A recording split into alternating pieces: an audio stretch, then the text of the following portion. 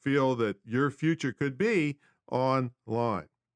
All right, let's get back to Joey. Joey Guido's here with us, and he's got Cuppa SEO Web Design Company, and he's the author of the book, The Holistic Guide to Online Marketing. So, what's a typical day look like for you, Joey? And tell us about your last name. Yeah, so we'll start with the last name. So when my great grandparents came over from Italy, I think it was back in the late 20s, they decided to Americanize the name. So it was Guido, that is the correct pronunciation, which is a derivative of guidar, which is to drive. So I've never found out for sure, but I assume that back in the day, somebody in my lineage was a horse and buggy driver Oh, back in Italy. okay. So either that, or sometimes my wife might say that maybe it's just driving somebody crazy, because I tend to do that once in a while. Okay. Usually talking about marketing and SEO.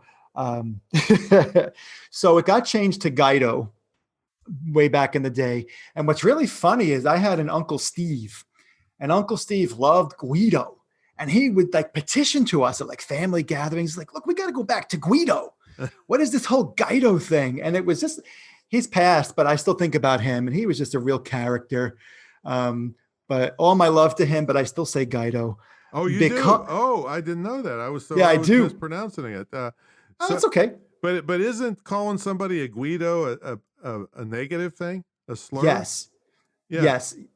Yeah, but it all started way back in the day with Saturday Night Fever with John Travolta, right? Right. So I'm from New York, even though I live in Madison, Wisconsin now. And there was a thing, the guys with kind of the chains and the slick back hair and kind of the Adidas jumpsuits and whatever, and they were called Guidos.